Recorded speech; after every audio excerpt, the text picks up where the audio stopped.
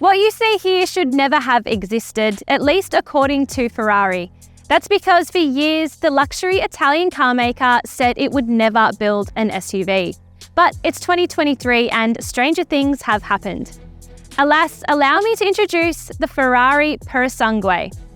Now, before I tell you where we are, unless you've already guessed from the beautiful view behind me, make sure you subscribe to the Car Sales YouTube channel so you don't miss out when we post more videos like this.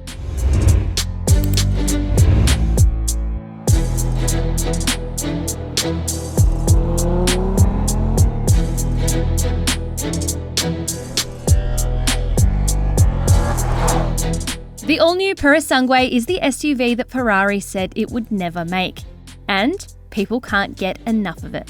It's already a global success, and Ferrari even had to pause orders due to unprecedented demand. Clearly, 3-year wait times and a $730,000 starting price isn't that much of a turnoff.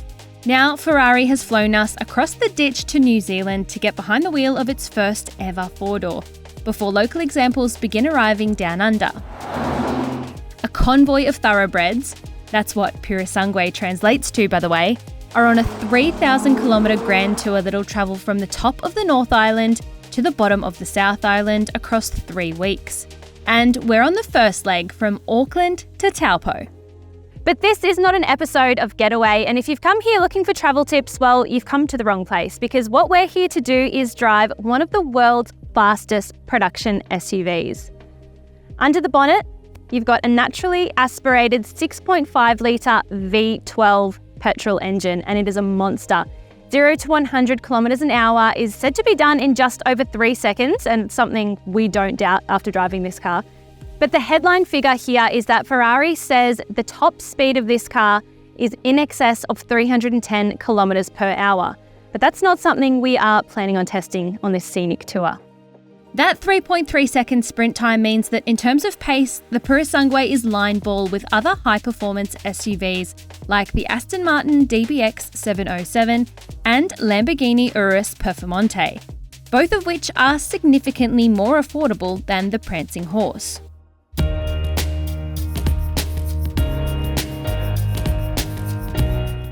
Inside this big four-door, there are only 4 seats, but you can expect an interior that feels utterly luxurious and sporty, as a Ferrari should. But it does do something quite different to pretty much any other car out there. There's no central touchscreen at all. You only get a driver's digital instrument cluster that measures up at 10.2 inches, and then the passenger gets a second screen the same size. Combine that with a really busy steering wheel, which actually feels almost like a Game Boy with these arrows and buttons. It's a really overwhelming experience when you first hop in, and it takes some time to get used to all the key controls.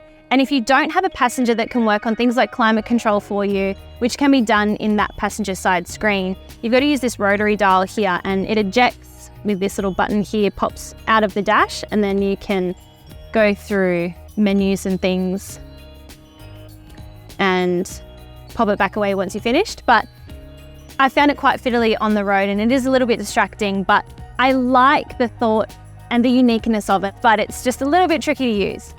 Because this is Ferrari's first four-door, of course it had to make a statement, and here we have rear-hinged rear doors that open really quite wide.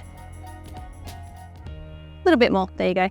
And they open and close at the push of a button, but don't call them suicide doors because Ferrari says they are welcome doors. Welcome. Once you're in the rear seat, you'll notice there's plenty of room here for 2 full-sized adults. I'm 166 centimeters and I've got plenty of headroom. If you're really tall, you might struggle a little bit, but I've got plenty of leg room, and amenities are really good. You've got 2 cup holders down here that fold away. You've got a climate control dial similar to the one up the front. You've got rear window switches for either side, and a little cubby here with an inductive phone charger and some USB-C ports as well. So all the amenities you would expect from your $700,000 plus SUV. Although it is pretty small, at least in terms of most SUVs, it measures up at 473 litres, but in that we fit a full-size suitcase and 2 carry-on suitcases and a few other bits and pieces. You can take out the rear parcel tray, which we had to do to fit all our stuff in there, but Anyway, I think it's time we get onto the more hard-hitting stuff, so I better put this away and show you what you really came here for. Get behind the wheel. It's this way.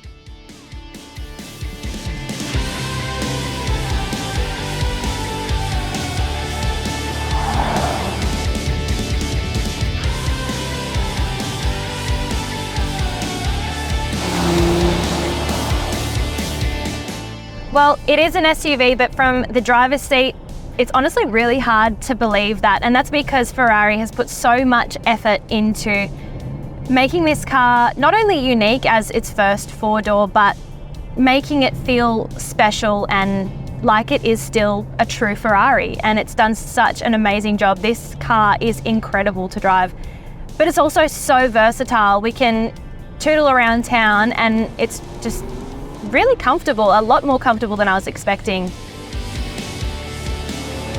Really needs a racetrack to get the most out of it, and we've been fortunate enough through hundreds of kilometres of these beautiful roads in New Zealand. We've come across not only a lot of open 100-kilometre country roads which have been relatively straight, but we've also had a lot of twisty mountain stuff, and that is where I'm just blown away by how just incredibly tied down the Purosangue feels and just so incredibly capable.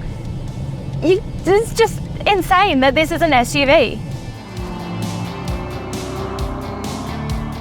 Ferrari says the Purosangue is the quietest car it's ever built, and that's not a surprise because the cabin has been really well hushed through the complete mix of roads we've been on.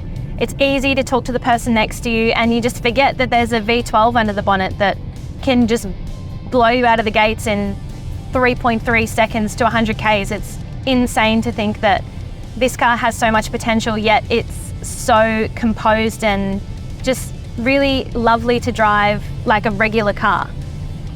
A couple of the things some of us have noted is actually how quiet it is, and for some it's a little bit of almost a letdown because they want it to be really theatrical and really loud, and I think from the outside it definitely is, and I can definitely vouch for that. But inside the cabin, I think it's nice to have a luxurious SUV that isn't super loud until you're up in the 6,000 to 8,000 RPM rev range, and then you're going pretty bloody quickly.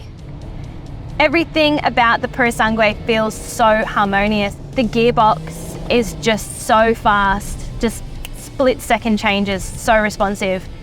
The engine, a 6.5 litre naturally aspirated V12, is borrowed from the 812 Superfast, and yeah, it's been reworked, redesigned by Ferrari. It's got F1 components. It's just built for the racetrack, and I just wish that I could try this car on a racetrack because I think it would be just so much fun. It's just unbelievable that this is it's like a supercar on stilts.